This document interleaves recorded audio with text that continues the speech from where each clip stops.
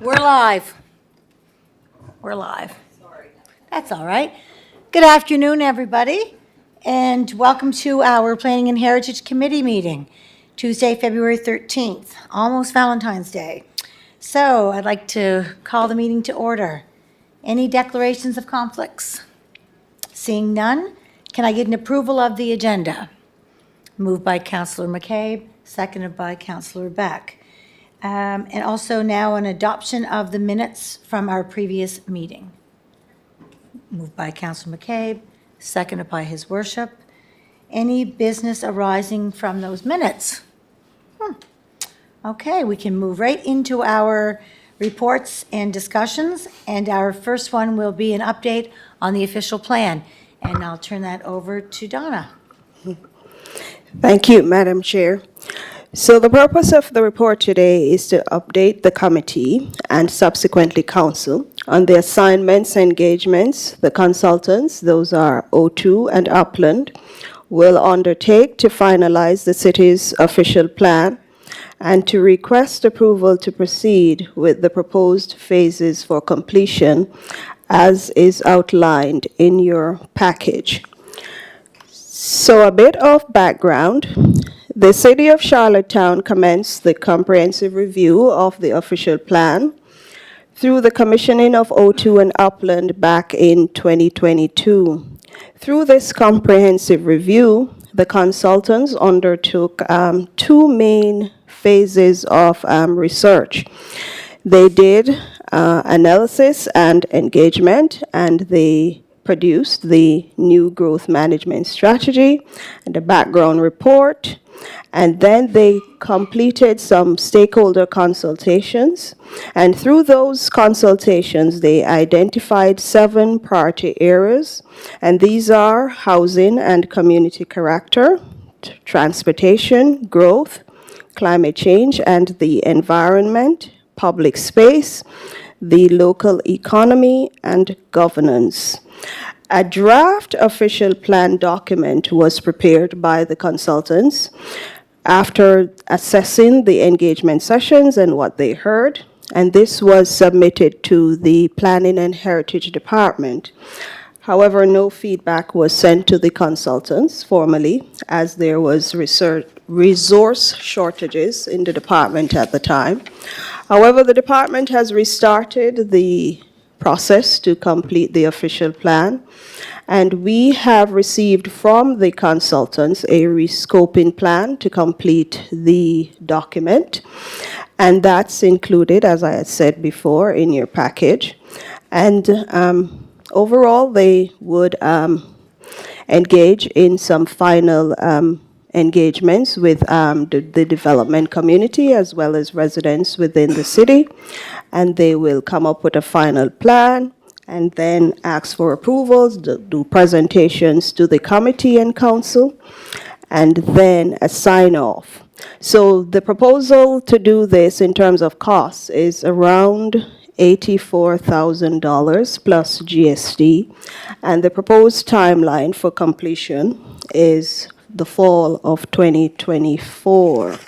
So based on all of that, the Planning and Heritage Department is recommending that the committee recommend that council approves the proposed phasing plan to complete the city's official plan as submitted.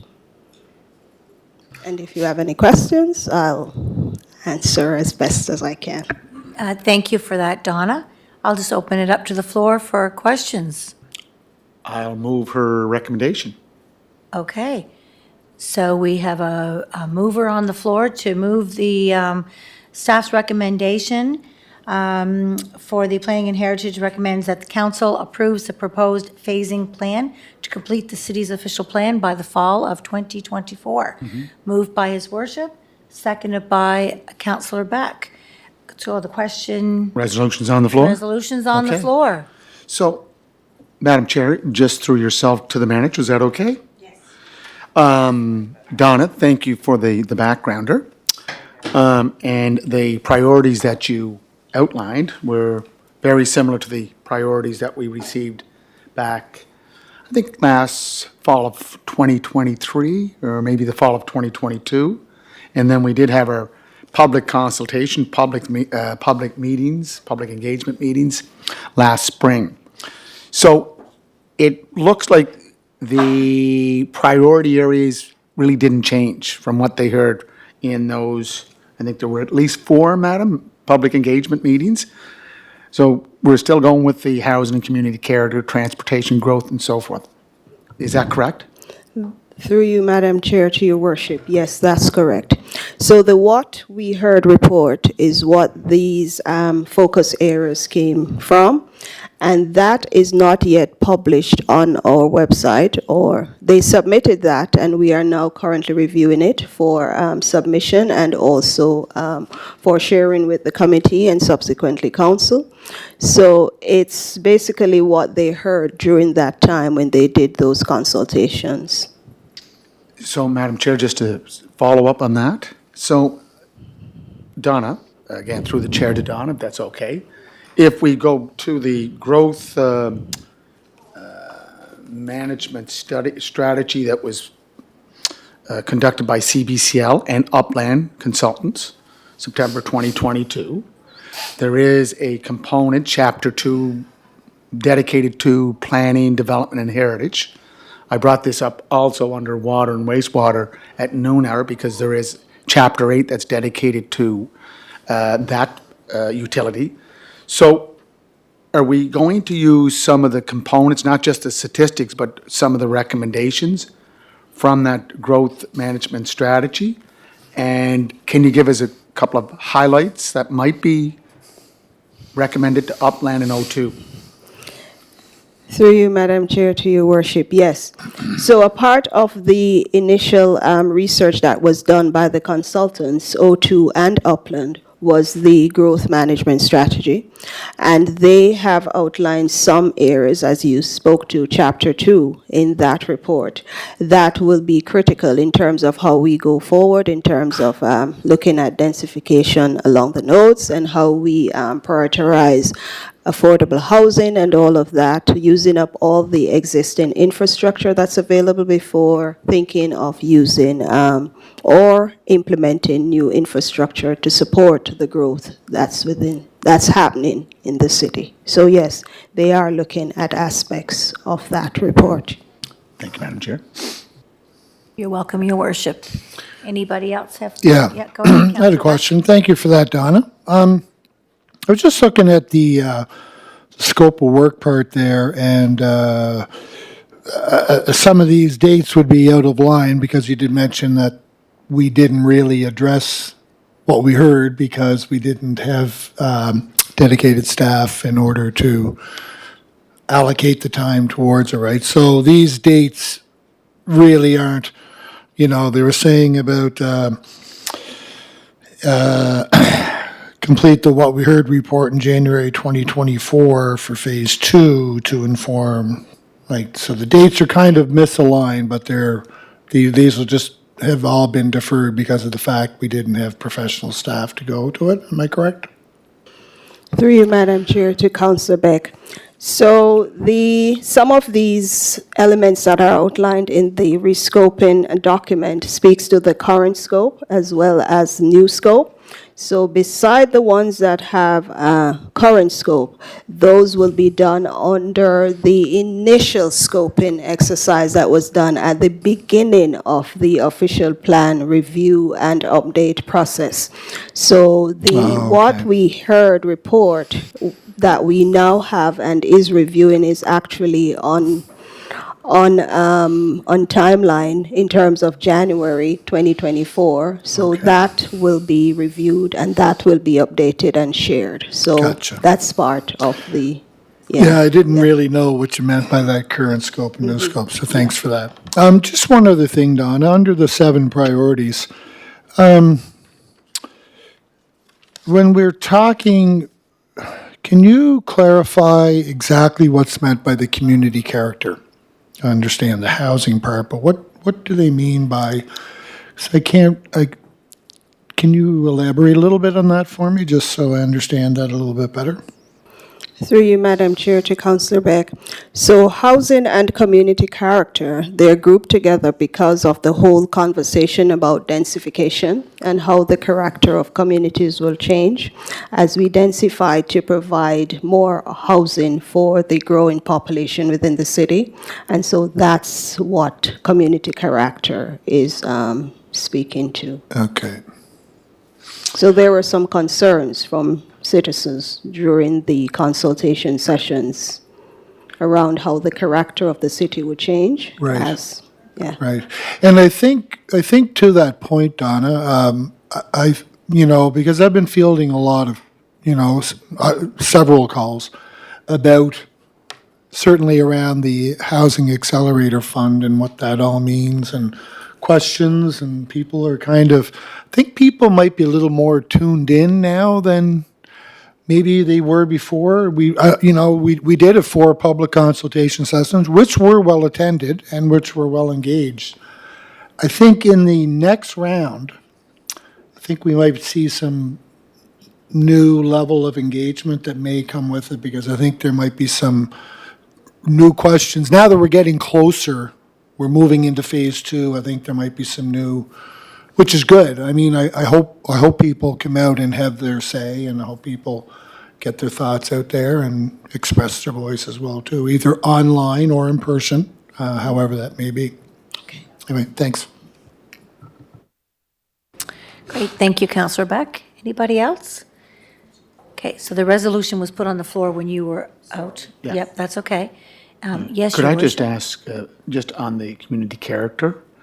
Donna, the place cards that Upland and O2 provided during the 4 sessions last spring, they identified the community character that the city is located in the traditional unceded Mi'kmaq territory of Abequit and contains 400 listed historic properties.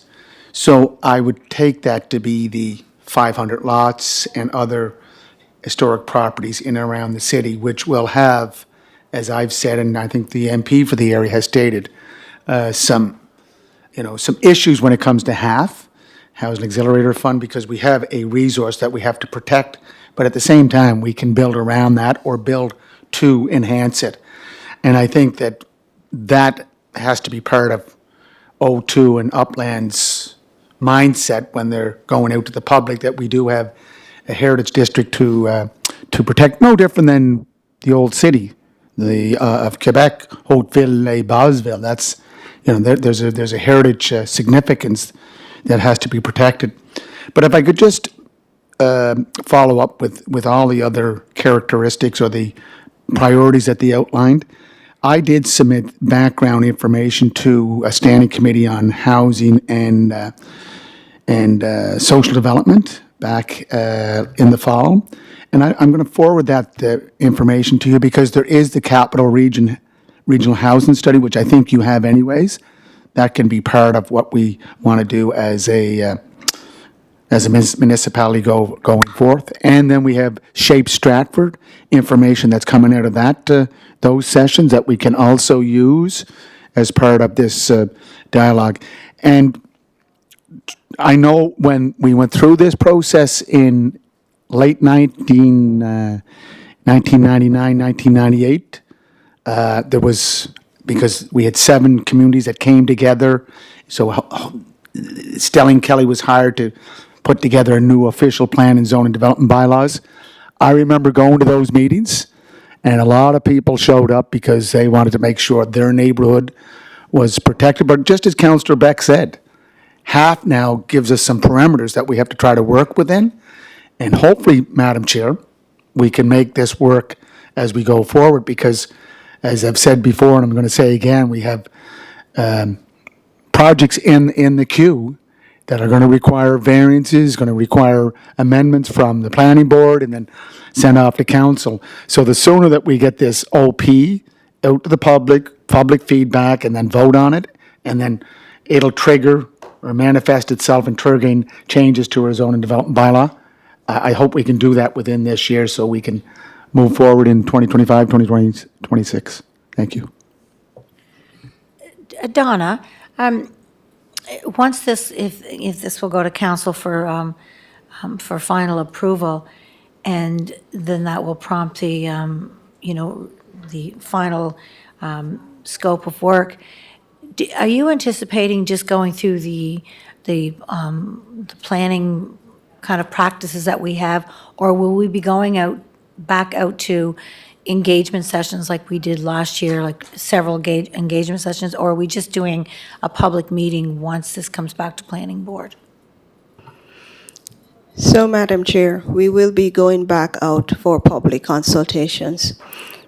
So we'll be putting this back out to the residents, and we will be inviting additional groups as well to participate in the process. So it will go beyond just the planning board process. Great, thank you. How many sessions? At the moment, we have 4. Yeah. And this would be in collaboration with the sustainability team, who's also doing their climate action plan, and how we can piggyback to ensure that we don't get our citizens all we don't bother them too much with our consultative processes. And if council approves this, when are you thinking for the public? That is yet to be determined. That meeting will be held tomorrow with the consultants and the sustainability team to determine the timelines for those Okay, to commence. great. Okay. So we have a motion on the floor unless anyone has any other question. Okay, question called. All those in favor of moving this on to council? Okay, 3-0. Wonderful. Thank you kindly.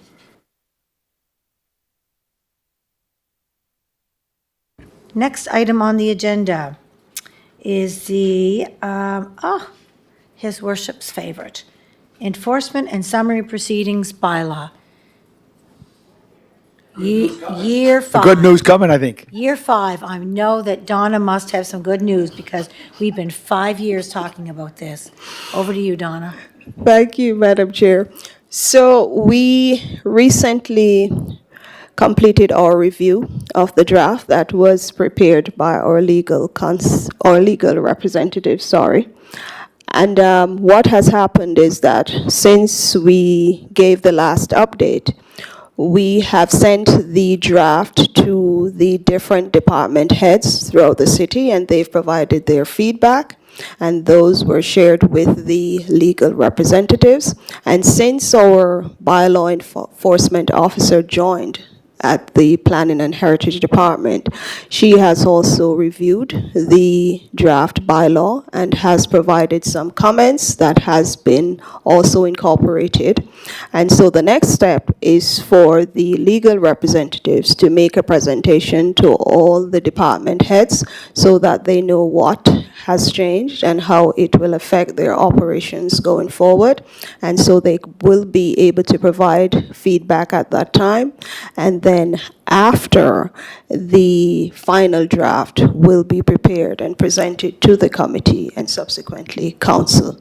So the next step is to have that presentation by the legal representatives to the department heads. So we are pretty much on our way where that bylaw is concerned. Could I just ask, Yes, Madam go ahead, Chair? Your Worship. Thank you for your patience, Madam Chair. Is it 5 years, did you say? Thank you. Donna, I've said this over and over to the former chair of planning, actually the former manager of planning, thank you, and the former chairs, that there are templates out there, and I know different provinces are different jurisdictions, different municipal and provincial statutes apply, and that's the case here on Prince Edward Island.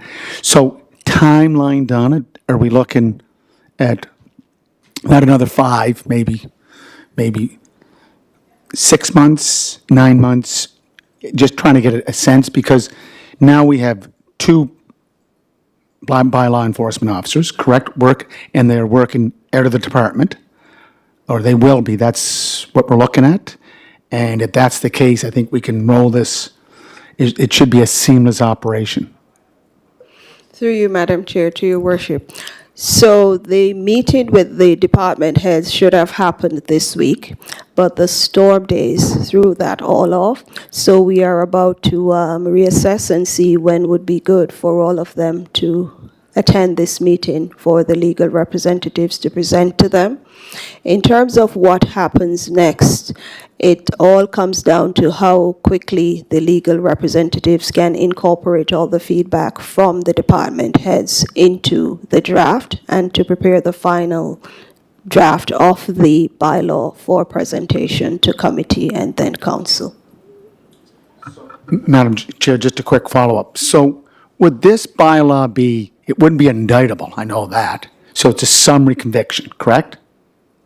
If I contravene, Enforcement and summary proceedings bylaw. So it would be anyone that contravenes any activities or that the city is responsible for. So it's like an omnibus kind of bylaw, where before it probably just looked at some aspects of the city's operation, but the intent this time is to cover all the aspects that the city is responsible for in terms of operations. right, but going back to my law 451, 452 UPEI, there are two, sorry, Madam Chair, just two categories, indictable, summary conviction. So this falls in summary conviction or summary bylaw. So we have police officers, right, police officers that have to enforce the criminal law and also provincial law, municipal bylaws. So this is not just for something that we have to depend on our bylaw enforcement officers. This could be executed by police officers too, correct? Yes, and they are included as well, in terms of the police officers, we had before peace officers and then bylaw enforcement officers. And so there's now a clear definition of the roles of both, including the police officers and the function that they would carry out under the bylaw. Thank you, Madam Chair. Thank you, Donna. Will we deputize his worship? Any other questions on the summary offense ticketing? One thing, I heard you say that the bylaw enforcement officers would be working out of the Planning and Heritage Office, but I would assume that the bylaw enforcement officer that's been hired for Planning and Heritage will be focusing usually on the bylaws that are affected with Planning and Heritage, and the existing bylaw officer will look at the others. But then who's going to look after the other bylaws from all the other departments? So that's something that the legal representatives will be putting to the department heads in the meeting that they will be having soon, sorry. Yeah. Because we have a lot of bylaws. Yeah. Yeah, and some that needs to be up to date, as our CAO showed us the other day. So there we go. A lot of work to do. Okay, any other questions on the excitement coming forward with the summary events ticketing soon? Okay, all right. Moving right along. The next one is an update on timelines, the relocation of the Provincial Outreach Center from its existing location to its temporary location for 1 year at Park Street. Thank you, Madam Chair. So the update for this one is pretty short, and it's that we received the complete application from the province on Friday, February 9th, and it's now in the queue, and it has been assigned to a building officer who is now doing the review, and we expect that within a timeline of 4 to 6 weeks, we should be able to turn around the permit for that application. Thank you. Any questions? Go ahead, Councillor McCabe. And it was more just following up because I noticed that there was people questioning, there was quite a few mobile units dropped off to Park Street, probably more than what I would have expected for what we thought we were approving as far as temporary use. So I'm not sure if that's correct information. It looked like there was probably 10-ish, 16 mobiles dropped to Park Street, which certainly wouldn't be what I understood for the temporary location. So if I could have some clarification. Thank you. Through the chair. Our understanding, when the plan was approved, there were two sites, modular sites. So what has been delivered down to Park Street are the modules that'll be connected together to form the building. That's what you saw moving down to Park Street.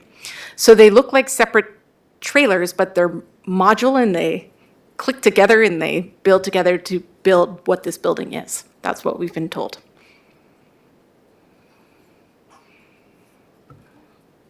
All right. Can I just follow Go, up on that? yes. Because I think I understood that it was going to just be like a couple of those module. I guess I'm trying to get my head around when I understood it. So all those 16 are going to come together to make a new center? Is that? That's our understanding from the plan. It had, if you recall, there was a receiving booth module, so I guess that might be one of them. And then the other ones will all be connected into what would be a building, which theoretically, without seeing it all, does make sense, because if you look at the size of the current outreach center and the amount of people they need to accommodate inside there, then they would need all these modules to be put together to accommodate all these people. Could I just add, go ahead there.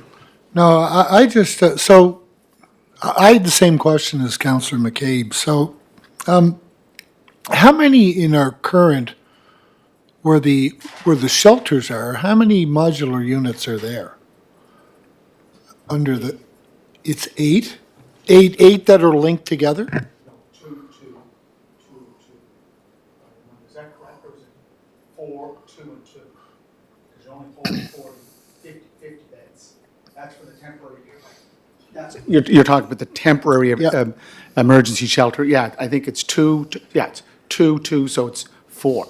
But if I could just, this came up. You go ahead. You this came might up be last able to night. I just clarify wanna- something. If you go back to your package that was given to us, and I have the package right here, it's the 15 Park Street dated January 16th. That's the package we had the night of the planning board meeting, correct? If you go down to page 20, it's 28, 20. It gives you the photos of what it will look like. That's in page 18.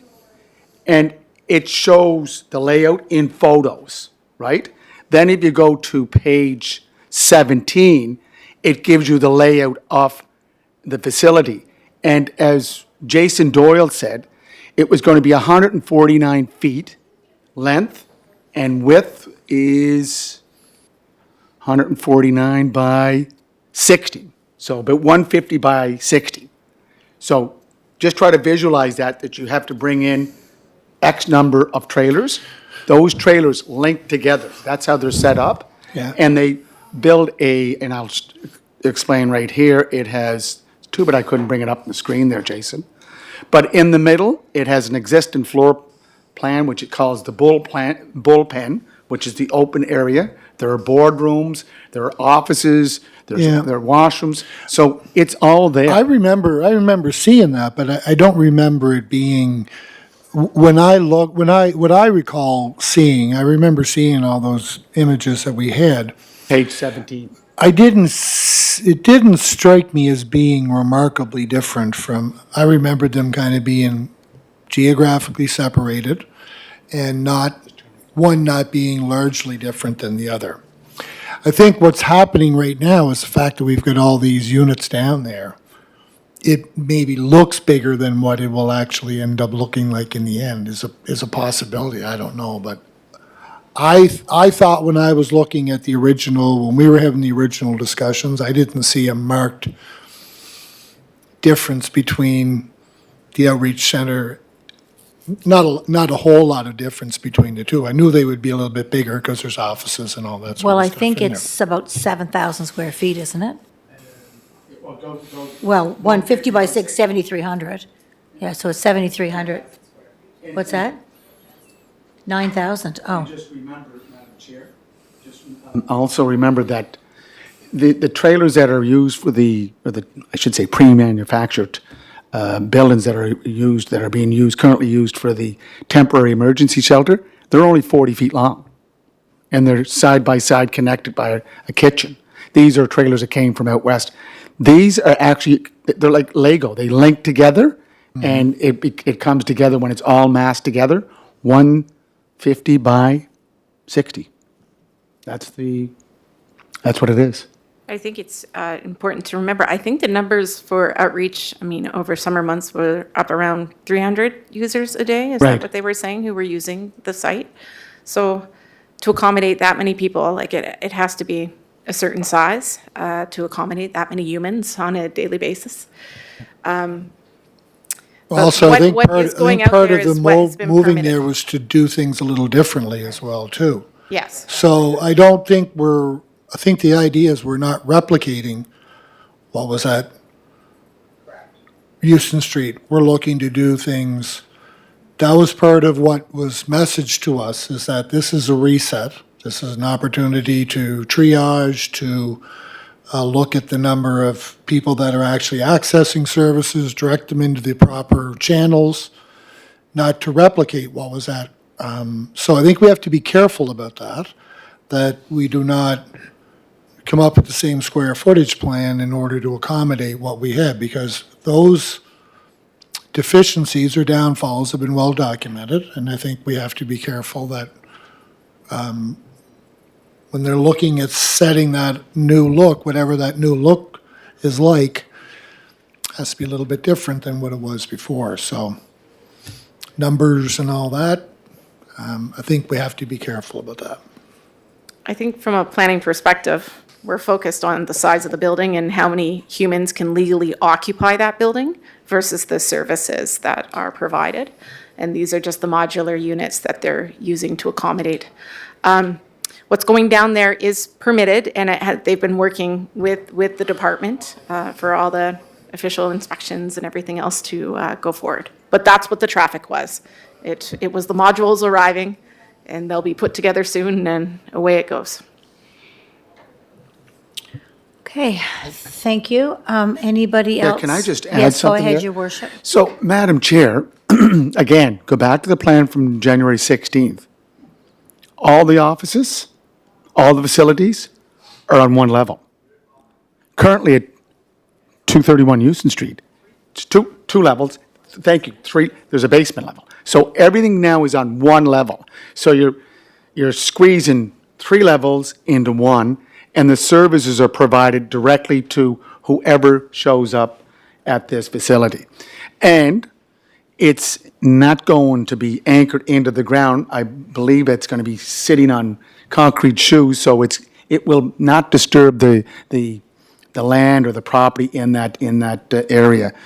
And Donna, I think that what they have there now, or Madam Chair, going through you, Madam Chair, to the manager, is that Irving Crane is there, the modules are there. These they click together very quickly because this is how they're set up. So that's the 1 to 60 days, right? Correct? And then the move will take place. Do we have a timeline from the department on the move? Through you, Madam Chair, to your worship, no, we don't have a timeline in terms of when they intend Okay, to. so another, something else is going on too. The Department of Housing, Municipal Affairs, and Communities, they're meeting with residents in that impacted area, and they're having small meetings. So I thought when we discussed this as a committee, as a council, that we would have a joint task force made up of provincial and municipal partners that could include elected or members from the community. I don't know where that falls in here. Has any communication gone to your office or the CAO about making this happen? Because I thought we were going to do this as a collaborative effort to try to keep pace or keep an understanding of what was going on our side and on their side. Through you, Madam Chair, to your worship, I'm aware that there is constant dialogue between the Planning and Heritage Department and the applicants. However, I'm not aware of any task force that has been formed to deal with what you stated. Yeah, but that's something we discussed, and I know the CAO was at the meeting, the deputy was at the meeting, chief of police was at the meeting, our interim director of community services was at the meeting with officials from the premier's office and various departments.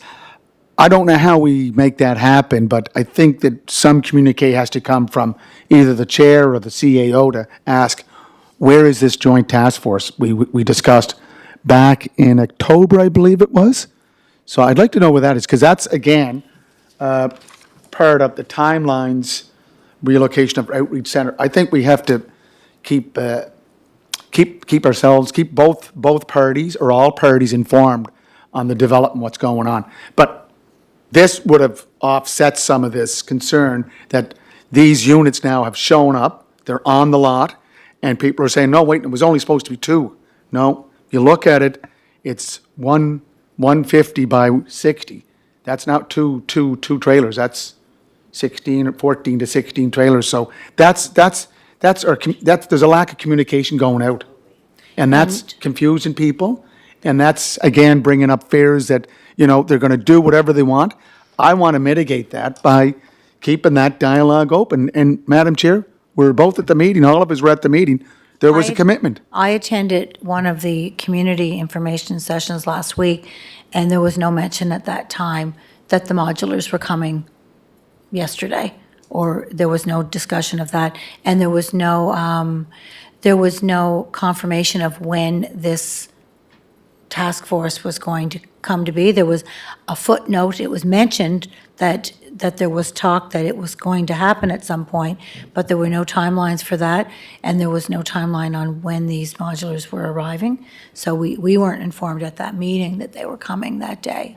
Not the one I was at anyways. Yeah.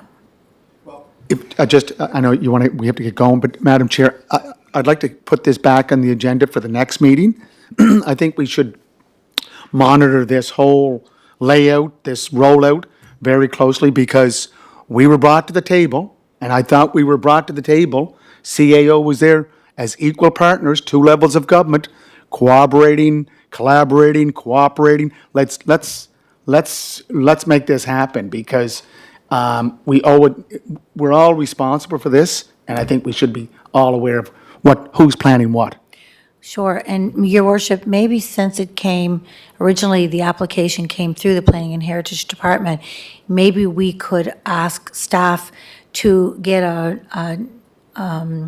reach out to the province and get a report or a timelines on the next steps over the next,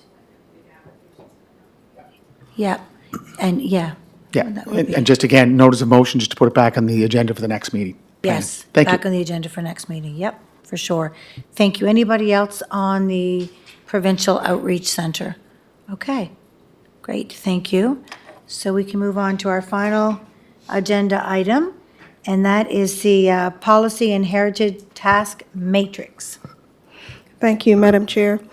So the Policy and Heritage team in the Planning and Heritage Department is putting this task matrix forward for information to the committee and subsequently council, just to inform the body as to the number of policy items that we will be attempting to start, and some of them will complete during the period 2023 to 2025.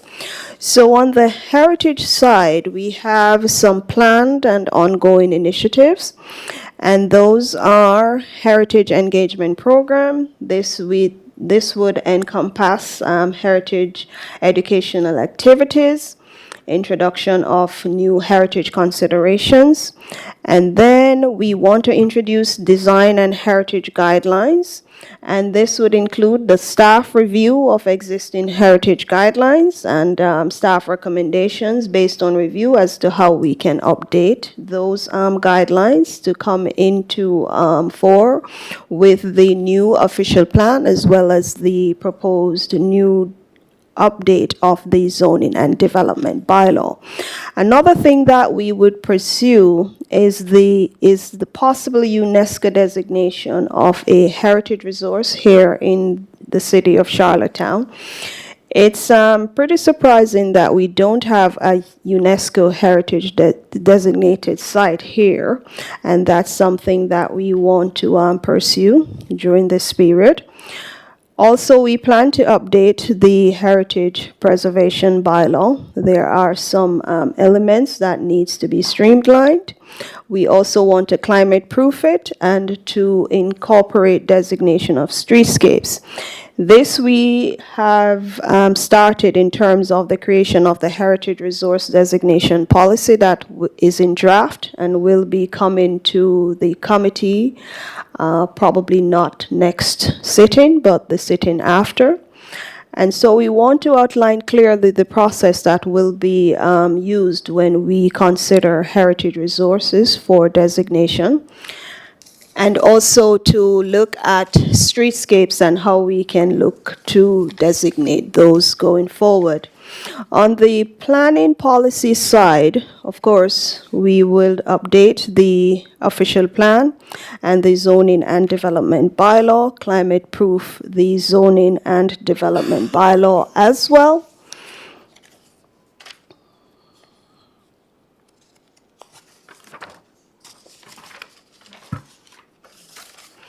Then we will look at the enforcement and summary proceedings bylaw, and that's on the way, and we hope to get that done as soon as possible.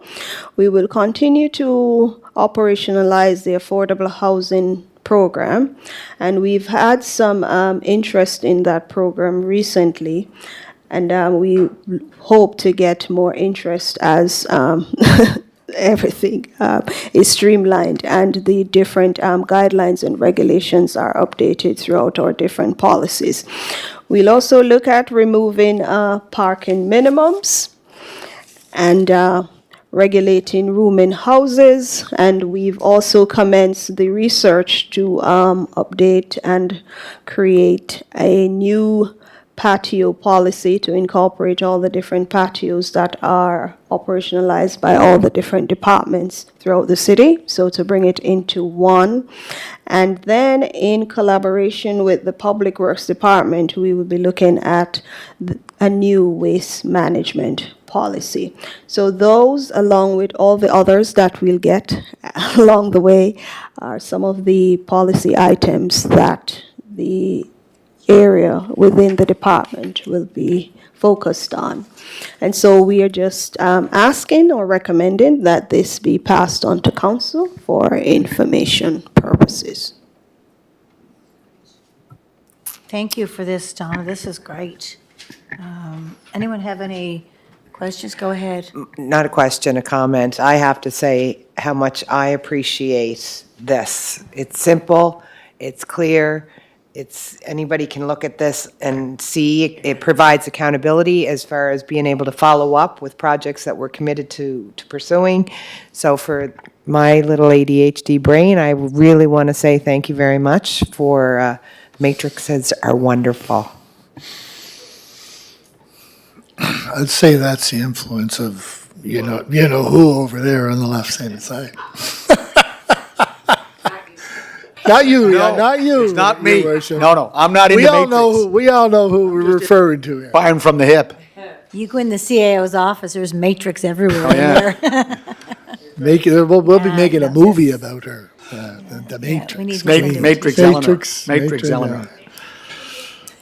I have a question, Donna, about the UNESCO, and I've often heard of, I'm reading in Travel Things, a UNESCO Heritage Designated Site. What does that all mean exactly, and what would we be looking at, or as a potential UNESCO, like I'm thinking offhand Province House, but is that what we're referring to, like making it a UNESCO?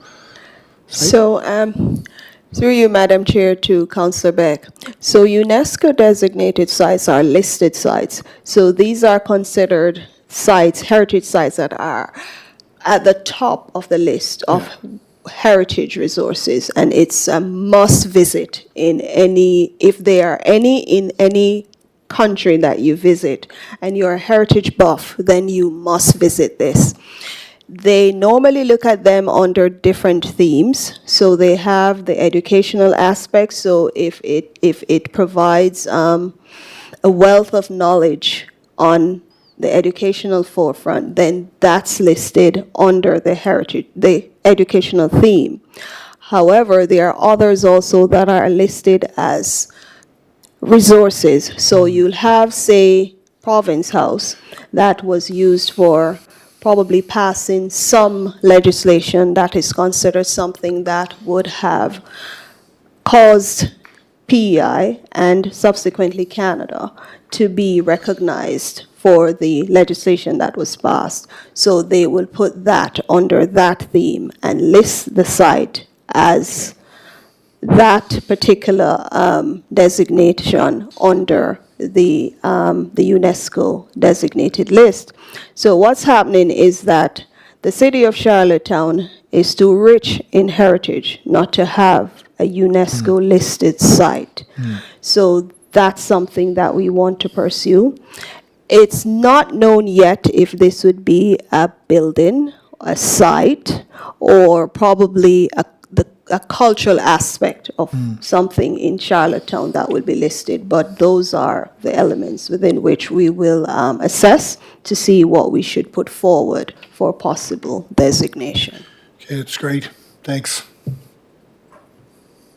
Madam Chair, I just want to, again, that's a great layout of where we want to go for the next 6 months, 12 months, and so forth, and I'm sure it's going to be modified as we go along. And I'm glad that you identify that whole affordable housing issue, because that came about in 2018 when a policy was developed on affordable housing, and in it was to put together a affordable housing advisory committee, and that's in the policy. So anything that we change, we have to look at that policy. But that, to me, is a good start of where we want to go, just not now, but into the future. And it's a very amendable document. It's not cast in stone, and I'm glad you bring up the UNESCO site, because I think Jim McNutt, in his area of history, has looked at trying to do something with this designation, and I think how it pertains to the provincial legislative assembly on Great George Street. So I think it's a great start, and now we've identified it, we can do something with it. Thank you. Thank you, Your Worship. Don, I'm wondering if you would be able to get somebody to place this matrix into our OneDrive. Right, we have the little area on our desktop for Planning and Heritage Committee stuff, and it's empty right now. But this would be a great, easy access to put in there, don't you think, folks? Yeah, and put it down, also charlottetownhall.ca. Well, yeah, you can A put it link- there too, yeah, but yeah. let's we get it sh- out there. We haven't been using our OneDrive, so if anything like that, if you could just have that dumped into that, Okay. that would be No great. problem, Madam Chair. Thank you. Anything else on the matrix? Okay, introduction of new business. Okay, motion to adjourn. Moved by His Worship, seconded by Councillor McCabe. All those in favor? Aye. Okay, see you in 6 minutes for planning board. Okay.